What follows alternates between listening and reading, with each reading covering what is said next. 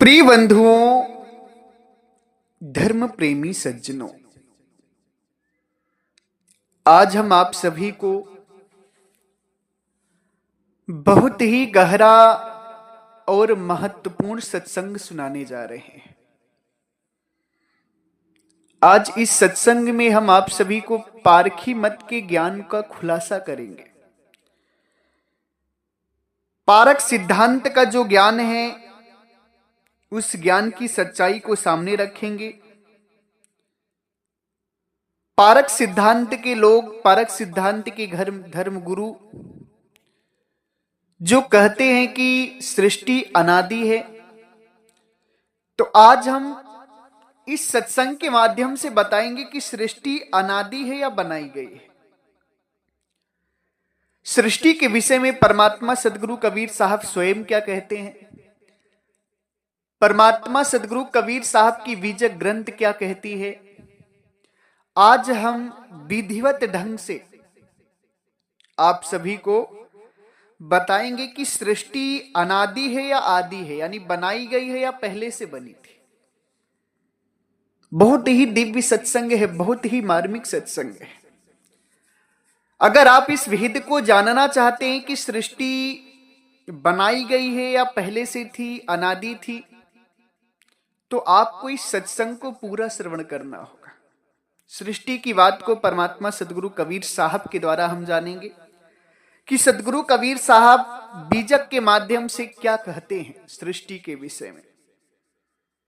सत्संग को आप सभी पूरा जरूर श्रवण करिएगा। साथ ही साथ हमारे चैनल को सब्सक्राइब भी कर लीजिए। चैनल सब्सक्राइब करने के लिए हम इसलिए कहते हैं, जब आप हमारा चैनल सब्सक्राइब कर लेंगे तो YouTube का नियम है कि जो भी चैनल सब्सक्राइब करता है तो हम जो सत्संग डालेंगे वो सत्संग उसके तक पहुंच जाया करेगा। इसलिए हम कहते हैं कि आप सभी जब चैनल सब्सक्राइब कर लेंगे तो आप सभी को सदगुरु का जो सत्संग है वो सुनने को मिलने लगेगा और आप सभी परमात्मा के दिव्य ज्ञान को जानकर अपने जीवन का कल्याण कर पाएंगे। इसलिए चैनल को आप सभी जरूर सब्सक्राइब कर लें। इसी संदर्भ में 17 मार्च को होने वाले गुरु मिलन, गुरु दर्शन, दीक्षा सत्संग समारोह में सतगुरु के परम भक्त श्री चंदन जी, जो पुलिस की वर्दी में सरकार की और देश की सेवा करते हैं, समाज की सेवा करते हैं, सदगुरु के परम भक्त भी हैं, इनके द्वारा भंडारे के लिए सुंदर दान आया है। खूब खूब आशीर्वाद। बड़े ही विचारक भक्त हैं और प्रेम तो इनके अंदर बहुत ही है, सदगुरु के प्रति, संतों के प्रति, गुरु के प्रति। पूरे परिवार को खूब खूब आशीर्वाद है। सज्जनों, पारखी लोग कहते हैं कि सृष्टि अनादि है। पारखी का विचार है, पारख सिद्धांत का विचार है कि सृष्टि अनादि है। पानी, पवन, धरती, आकाश, चांद, तारा, यह सब किसी ने बनाए नहीं है, ये पहले से ही मौजूद थे।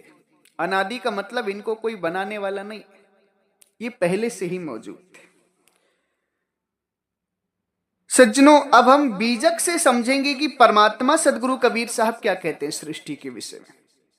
सृष्टि आदि है या अनादि है? सज्जनों, हम सभी जो भी माता के गर्भ से आए हैं, सभी लोग अज्ञानी हैं। जब हम सभी लोगों ने जन्म लिया था तो हम लोगों को यही नहीं पता था कि हम कौन हैं, स्त्री हैं कि पुरुष हैं, इंसान हैं कि जानवर हैं, हमारी पहचान क्या है, हमारे माता पिता कौन है, हमारे भाई बंधु कौन है, कुछ नहीं पता था। सारा ज्ञान हमें दूसरों से मिला। तो हम सभी आज इस चीज का संकल्प लें कि सदगुरु कबीर साहब के ज्ञान को समझना है तो अपने विचारों को साइड में रखना होगा। सृष्टि की बात को समझना है तो मन की परिकल्पनाओं को साइड में रखना होगा, यानी छोड़ना होगा। सृष्टि के समय, सृष्टि के बनते समय ना हम थे ना आप थे, इसलिए ना सृष्टि के विषय में हम जान सकते हैं ना आप जान सकते, सृष्टि के विषय में जो थे वही जान सकते। तो सृष्टि के विषय में परमात्मा सदगुरु कबीर साहब के अलावा कोई नहीं जानता, क्योंकि सदगुरु कबीर साहब ही परमात्मा है और वही देखे हैं कि ये सृष्टि बनी है कि नहीं बनी है, अनादि है कि आदि है। तो आज हम परमात्मा सदगुरु कबीर साहब का जो बीजक ग्रंथ है उसके माध्यम से जानेंगे कि सृष्टि आदि है या अनादि है। सज्जनों, परमात्मा सदगुरु कबीर साहब बीजक की प्रथम साखी में कहते हैं, जहिया जन्म मुक्ता हता तहिया हता न कोई, छठी तुम्हारी हो जगा तू कहाँ चला बिगोई। बीजक की प्रथम साखी, साखी प्रकरण की प्रथम साखी में सदगुरु परमात्मा कहते हैं बड़ी उच्च कोटि की बात। कहते हैं कि जहिया जन्म मुक्ता हता तहिया हता न कोई, छठी तुम्हारी हो जगह तू कहाँ चला भी कोई। सदगुरु कहते हैं कि जब ये जीव मुक्त था तब यहां पर कुछ भी नहीं था, कुछ भी नहीं था, न पानी था, न पवन था, न धरती था, न आकाश था, कुछ भी नहीं था। अब ये जीव 6 शरीर पकड़ करके दुख पा रहा है, जन्म मरण में जा रहा है। सज्जनों, परमात्मा सदगुरु कबीर साहब साखी ग्रंथ जो सदगुरु कबीर साहब का दूसरा ग्रंथ है उसमें कहते हैं सदगुरु कबीर साहब की, जहिया कीर्तम ना हता धरती हती नानीर, उत्पत्ति परलय ना हता तब की कहे कबीर। सदगुरु कबीर साहब जो परमात्मा है वो अपनी वाणी में कहते हैं कि जहिया कीर्तम ना हता धरती हती न नीर। सदगुरु कहते हैं कि जब ना धरती थी, ना पानी था, ना ये जो सृष्टि आपको बनी हुई है कीर्तम जो सृष्टि दिख रही ये थी, ना ही सृष्टि की उत्पत्ति हो रही थी और ना ही इसका प्रलय हो रहा था। तब की कहें कबीर, तब की परमात्मा सदगुरु कबीर साहब कहते हैं तब क्या था। अब सज्जनों, यहीं पर आप सभी को विचार करना है, यहीं से पारक सिद्धांत के ज्ञान का पर्दाफाश होगा कि पारखी लोग कहते हैं कि ये सृष्टि अनादि है, यानी पानी पवन धरती आकाश पहले से ही थे, ये बने नहीं हैं, ये हमेशा से थे। और सतगुरु कबीर साहब क्या कहते हैं कि जहिया कीर्तम ना हता धरती हती न नीर। सदगुरु कबीर साहब कह रहे हैं कि जब ना कीर्तम था, ना धरती थी, ना नीर था यानी पानी था, ना उत्पत्ति था, ना प्रलय था, तब की मैं कह रहा हूं। परमात्मा सदगुरु कबीर साहब के कहने के अनुसार यह साबित होता है कि ये पानी पवन धरती आकाश उत्पत्ति प्रलय सब बाद में हुआ, पहले नहीं था। तब परमात्मा सदगुरु कबीर साहब तब की बात बता रहे हैं कि जब ये धरती कीर्तन पानी पवन आकाश नहीं था, तब की कहे कबीर, तब तक की बात परमात्मा सदगुरु कबीर साहब कहते हैं। तब ये जीव कहाँ था? जहिया जन्म मुक्ता था, तब ये जीव परमात्मा में था। जहिया जन्म मुक्ता हता तहिया हता ना कोई। जब ये जीव परमात्मा में था यानी अमरलोक देश में था, तब यहां कुछ भी नहीं था। तब की बात परमात्मा सदगुरु बता रहे हैं, यानी कि बाद में ये सब बना है। तो सृष्टि फिर अनादि कैसे होगी, जरा आप सभी विचार करें। अब ये जीव अमरलोक देश से क्यों चला आया? जहिया जब धरती कीर्तम नहीं था तब ये जीव कहां था? अमरलोक देश में। अमरलोक देश से क्यों चला आया, सारी बात मैं लास्ट में बताऊंगा आप सभी को। सत्संग में आप सभी बने रहें।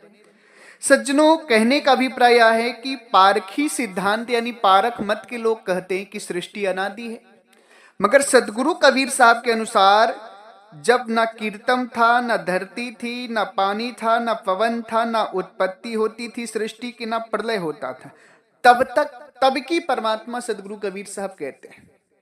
और सृष्टि के विषय में जो पारक सिद्धांत के लोग हैं वो कहते हैं कि अनादि है, ये हमेशा था। और सदगुरु कबीर साहब कहते थे कि ये नहीं था, कहते हैं कि ये नहीं था।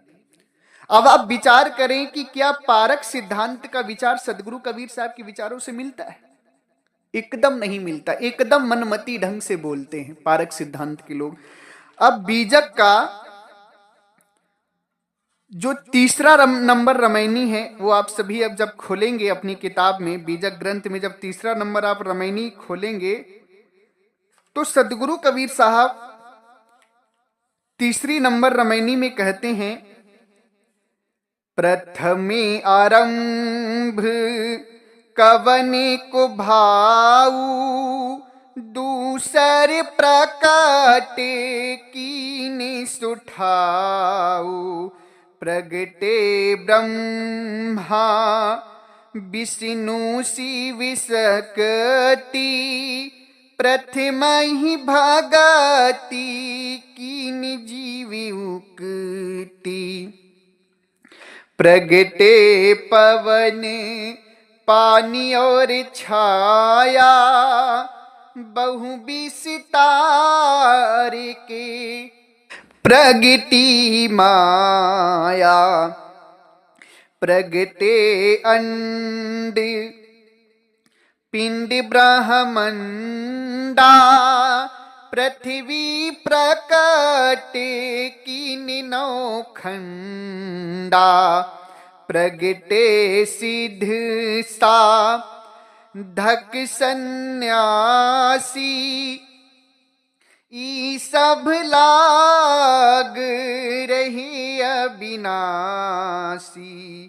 प्रगटे सुर नर मुनि सब झारी, ताही के वर ताही के खोज परे सब बिहारी। ये है परमात्मा सदगुरु कबीर साहब के द्वारा बोला गया बीजक ग्रंथ की तीसरी रामायणी। तीसरी रामायणी में सदगुरु कबीर साहब साफ साफ कहते हैं, प्रथम आरंभ कौन को भाऊ, दूसर प्रकट कीन सो ठाऊ, प्रगटे ब्रह्मा विष्णु शिव शक्ति, प्रथम भक्त कीन जी उक्ति, प्रगटे पवन पानी और छाया, बहु विस्तार के प्रगटी माया। सदगुरु कहते हैं प्रथम आरंभ किसका हुआ, दूसरा कौन हुआ जो रुका, वो जगह कौन है। फिर प्रगटे ब्रह्मा विष्णु शिव शक्ति, प्रथम भक्त कीन जी उक्ति, प्रगटे पवन पानी और छाया, बहु विस्तार के प्रगटी माया। सदगुरु के कहने का अभिप्राय यह है कि ब्रह्मा विष्णु शिव शक्ति प्रकट हुए, प्रथम में जीव ने उन्हीं की भक्ति की, उसके बाद प्रगटे पवन पानी और छाया, बहु विस्तार के प्रगटी माया। पानी भी प्रकट हुआ, पवन भी प्रकट हुआ, छाया भी प्रकट हुई, बहु विस्तार के माया भी प्रकट हुई, प्रगटे अंड पिंड ब्रह्मंडा, पृथ्वी प्रकट कीन नौ खंडा। ये सब कुछ प्रकट हुआ, यानी पवन भी प्रकट हुआ, पानी भी प्रकट हुआ, पृथ्वी भी प्रकट हुई, अंड पिंड ब्रह्मांड भी प्रकट हुआ, पृथ्वी नौखंड, सब कुछ प्रकट हुआ। यानी सतगुरु कबीर साहब के कहने का भाव यह है कि सृष्टि में सब कुछ प्रकट हुआ, बना कैसे बना वो सारी बातें मैं आपको आगे चल के बताऊंगा।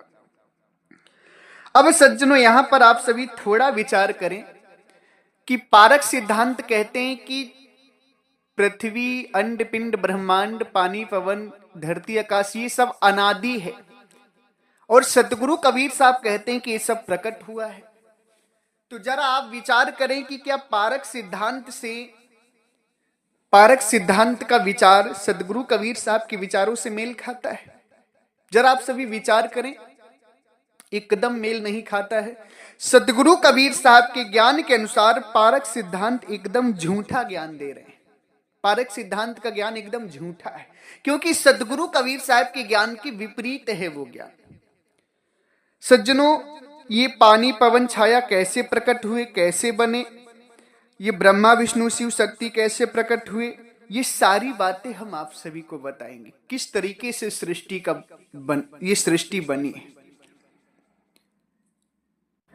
वैसे सृष्टि रचना नामक वीडियो हम डाल चुके हैं, एक नहीं दो तीन डाल चुके हैं। सृष्टि के विषय में कि कैसे बनी है, इसमें भी थोड़ा सा आप सभी को जरूर बताएंगे कि सृष्टि बनी कैसे। सज्जनों, सृष्टि के विषय में परमात्मा सदगुरु कबीर साहब कहते हैं कि एक अंडे उमकार से सब जग भया पसार, सब नारी हैं राम की अविचल पुरुष भतार। सदगुरु कहते एक अंड ओमकार से सारे संसार का पसार हुआ है। एक अंड ओमकार किसे कहते हैं? निरंजन ब्रह्म को। निरंजन ब्रह्म को भी एक अंड ओमकार कहते हैं। उसी ब्रह्म निरंजन से सारे संसार की उत्पत्ति हुई है। ये पानी पवन धरती आकाश सब ब्रह्म के द्वारा बना है। ब्रह्म किसे कहते हैं? निरंजन भगवान को ब्रह्म कहते हैं। इस विषय को, इस बात को सदगुरु कबीर साहब कहते हैं अपनी वाणी में, निरंजन जाल पसारा संतो निरंजन जाल पसारा, स्वर्ग पताल रचो मृत्यु मंडल तीन लोक विस्तारा, निरंजन जाल पसारा संतो निरंजन जाल पसारा।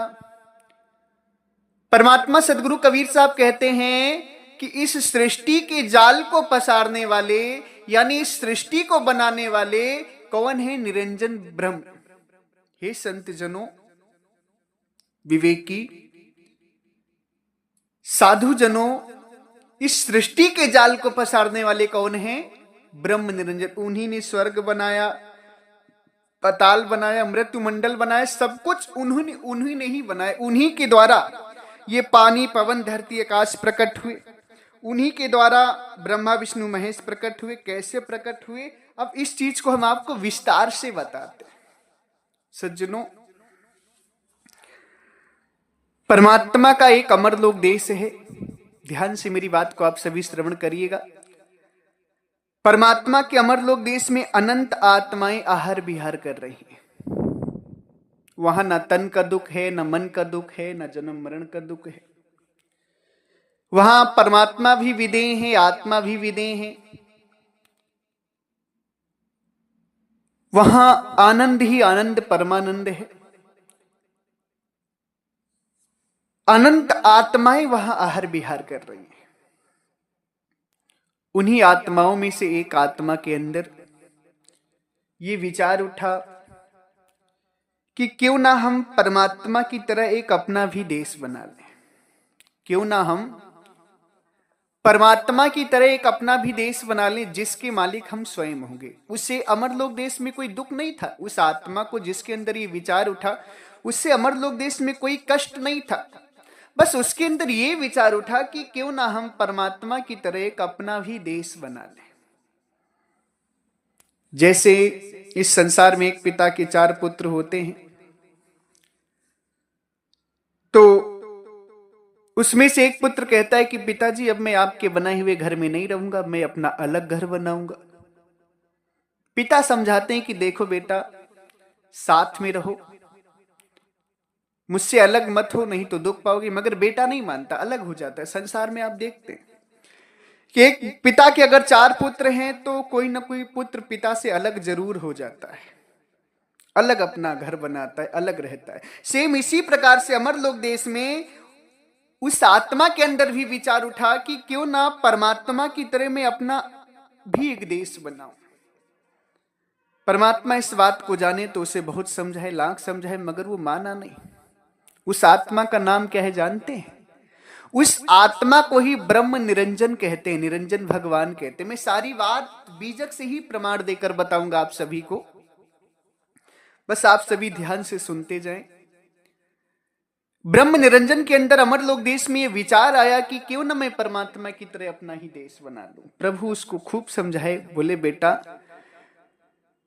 तुम जो देश बनाओगे दुख में देश बनेगा, तुम मुझे छोड़कर मत जाओ। मगर ब्रह्म निरंजन को दुख का पता ही नहीं था कि दुख होता क्या है। दुख का पता ही नहीं था कि दुख होता क्या है। इसलिए वो प्रभु की बात नहीं माना और परमात्मा से अलग हो गया। जैसे ही परमात्मा से अलग हुआ, परमात्मा से अलग होते ही वो अचेत हो गया, बेहोश हो गया। क्यों बेहोश हो गया, क्यों अचेत हो गया? क्योंकि जब तक वो परमात्मा में था तो परमात्मा की गर्मी, परमात्मा का टेम्परेचर, परमात्मा की ऊर्जा शक्ति उसे मिल रही थी। और जैसे ही परमात्मा को छोड़ा तो वो परमात्मा की ऊर्जा, परमात्मा की गर्मी, परमात्मा का टेम्परेचर मिलना उसे बंद हो गया, जिसके कारण वो अचेत हो गया। और जैसे ही परमात्मा से हटा, उसकी शरीर बन गई। परमात्मा में था तो नहीं शरीर था, मगर परमात्मा से हटने के बाद निरंजन ब्रह्म की में इतनी क्षमता नहीं रही, इतनी गर्मी नहीं रही कि वो अपने शब्द स्वरूप में स्थिर रह पाता। उसने तुरंत शरीर धारण कर लिया। उसकी ऊर्जा बाहर बोल कर गई, वो बाहर बोल कर गया और उसका शरीर बन गया। ये जो धरती, आकाश, पानी, पवन, चांद, तारा, सूर्य आप देख रहे हैं, सब ब्रह्म की शरीर है। उसी शरीर के अंतर्गत हम सभी रहते हैं। तो सज्जनों, जब वो अचेत हो गया और जब होश में आया तो वो अपने निज स्वरूप को और परमात्मा दोनों को भूल गया। ना उसे परमात्मा याद रहे, ना अपना निज स्वरूप याद रहा। अब वो जब वो चेत में आया तो उसने अपने आप को अकेला पाया और प्रकाश देखा। अपने प्रकाश को देख करके उसके अंदर इच्छा जगी। किस चीज की इच्छा जगी? एक नारी की। जब उसने नारी की इच्छा की तो उसकी इच्छा से एक नारी का अवतरण हुआ, जिसका नाम आद्या अष्टांगिनी गायत्री पड़ा। उस आद्या अष्टांगिनी गायत्री के 3 पुत्र हुए, जिनका नाम है ब्रह्मा, विष्णु, महेश। अब इस बात को परमात्मा सदगुरु कबीर साहब प्रथम रामायणी से लेकर दूसरी रामायणी में बता रहे हैं। कह रहे हैं कि अंतर ज्योत शब्द एक नारी, हरि ब्रह्मा ताके त्रिपुरारी। सदगुरु कहते हैं कि ब्रह्म ने अपने अंदर ज्योति देखी, ज्योति को देखकर शब्द किया, इच्छा की, उस इच्छा से एक नारी अवतरित हो गई। उसी के 3 पुत्र हुए, हरि ब्रह्मा ताके त्रिपुरारी। दूसरी रामायणी में सदगुरु कबीर साहब कहते हैं, जीव रूप एक अंतरवासा, अंतर ज्योति कीन प्रकाशा, इच्छा रूपी नारी अवतरी, तासु नाम गायत्री धरी। सदगुरु कहते हैं, जीव यानी ब्रह्म निरंजन के अंदर एक इच्छा जगी कि अमरलोक देश से मैं अलग हो जाऊं, अपना अलग देश बनाऊं। इच्छा जगी, वो अलग हो गया, अचेत हो गया, शरीर पकड़ लिया। जब चेत में आया तो उसने प्रकाश देखा अपने अंदर, और प्रकाश देख करके उसने क्या किया? इच्छा की कि एक नारी हो, तो इच्छा रूपी नारी अवतरी। सदगुरु कबीर साहब कहते हैं अपनी बीजक की दूसरी रामायणी में कि जीव रूप एक अंतरवासा, अंतर ज्योति कीन प्रकाशा, इच्छा रूपी नारी अवतरी, तासु नाम गायत्री धरी। उसकी इच्छा से एक नारी का अवतरण हुआ, जिसका नाम गायत्री पड़ा।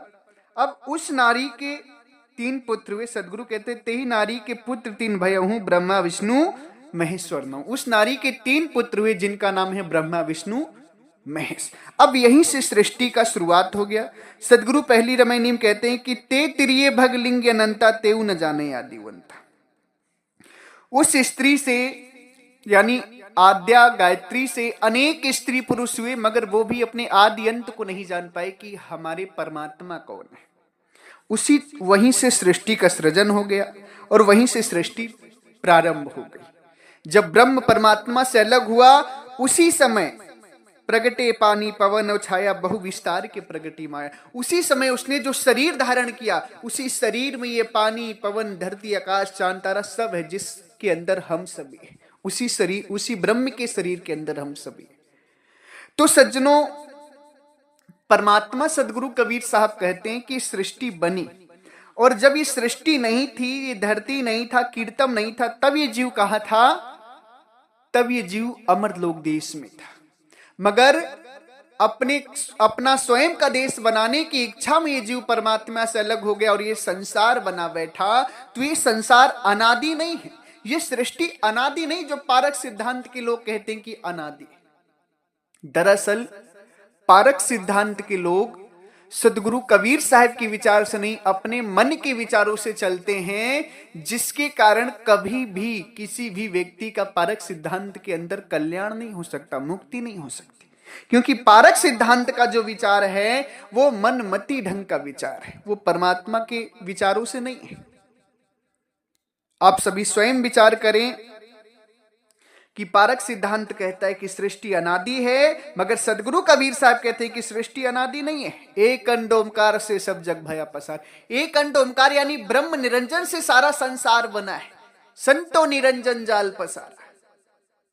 हे संत जनों, सृष्टि के जाल को पसारने वाले निरंजन है। स्वर्ग पताल रचो मृत्यु मंडल तीन लोक विस्तारा। स्वर्ग पताल मृत्यु मंडल तीन लोक का विस्तार करने वाले, बनाने वाले ब्रह्म निरंजन है। ये सदगुरु कबीर साहब स्वयं कहते हैं।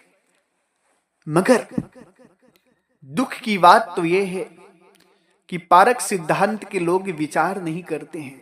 अंध भक्तों की तरह अपने धर्म गुरुओं के द्वारा कही गई बात को मान लेते हैं। थोड़ा सा भी विचार नहीं करते कि परमात्मा क्या कहते हैं। थोड़ा सा भी चिंतन नहीं करते कि बीजक क्या कहता है, और मान लेते हैं, जिसके कारण सब के सब 84 में डूबते चले जाते हैं, किसी की मुक्ति नहीं हो पाती। सज्जनों, आप सभी स्वयं विचार करें, क्या पारखी मत सदगुरु कबीर साहब के विचारों से नहीं है? पारक मत जो है वो मनमति पंथ है, वो मन के विचारों से चलता है, इसलिए पारक सिद्धांत सही नहीं है। पारक सिद्धांत के विचार सही नहीं है। पारक सिद्धांत सदगुरु कबीर साहब के विचारों से नहीं चलता है। इसलिए पारक सिद्धांत को यदि आप सभी मानेंगे तो आप सभी की मुक्ति नहीं होगी। मेरी पारक सिद्धांत से कोई दुश्मनी नहीं है। अगर आज पारक सिद्धांत के लोग सदगुरु कबीर साहब के विचार को मानने लगे और सदगुरु कबीर साहब की वाणी के द्वारा चलने लगे, तो मैं मान लूंगा कि नहीं, पारक सिद्धांत सही है, पारक सिद्धांत के लोगों की मुक्ति हो सकती। मगर वो सदगुरु कबीर साहब के ज्ञान के बिल्कुल विपरीत चलते हैं, 100 में 100% विपरीत चलते हैं, इसलिए किसी का भी कल्याण नहीं होगा। अगर आप सभी को कल्याण करना है तो कल्याण के लिए आप सभी ये सत्संग हमारे जो भी हैं सुने, और उसके बाद 17 मार्च को गुरु मिलन दीक्षा सत्संग समारोह गाजीपुर की धरा पर रखा गया है, उसमें आप सभी आए। आप सभी को परमात्मा प्राप्ति की और मुक्ति की असली बात बताई जाएगी, जिससे आप सभी का कल्याण हो पाएगा, सदगुरु कबीर साहब के ज्ञान से प्रमाणित। तो आप सभी जो भी भक्त हंस जन 17 मार्च को आना चाहते हैं जरूर आए। सभी का हृदय से स्वागत, अभिनंदन है। इसी के साथ हम अपनी वाणी को विराम देते हैं। अगर हमारी वाणी वचनों से, शब्दों से आप सभी किसी भी संत महापुरुष भक्त हंस जनों को कष्ट लगा हो, पारखी मत के लोगों को कष्ट लगा हो या दुख लगा हो, तो हम आप सभी के चरणों में सर रख करके क्षमा प्रार्थी हैं। आप लोग मुझे क्षमा करिएगा। मेरा अभिप्राय आपको दुख देना नहीं था। मैं तो बस आप सभी को यह जनाना चाहता हूं कि आप सभी जो बात पकड़े हैं वो मन के द्वारा पकड़े हैं, सदगुरु कबीर साहब का असली विचार नहीं पकड़े हैं, जिसके कारण आपका जीवन व्यर्थ जा रहा है। इसलिए आप सभी विचार करें और सदगुरु के असली ज्ञान को पकड़े, ताकि आप सभी का कल्याण हो सके। इसलिए मेरी बात को समझने की कोशिश करिएगा, विचार करिएगा। आप मेरे भाई हैं, आपको सही रास्ते पर लाना मेरा कर्तव्य है, और मैं अपने कर्तव्य का पालन कर रहा हूं। आपसे मेरी कोई दुश्मनी नहीं है कि मैं आपको गलत ठहराऊंगा या आपका विरोध करूंगा, निंदा करूंगा, ऐसा कुछ नहीं है। मैं तो परमात्मा सदगुरु कबीर साहब के ज्ञान को रख रहा हूं। अगर आपको अच्छा लगता है तो ठीक है, और दुख होता है तो पुनः आप सभी के चरणों में मैं सर रख करके क्षमा प्रार्थी हूं। आप लोग मुझे क्षमा करिएगा।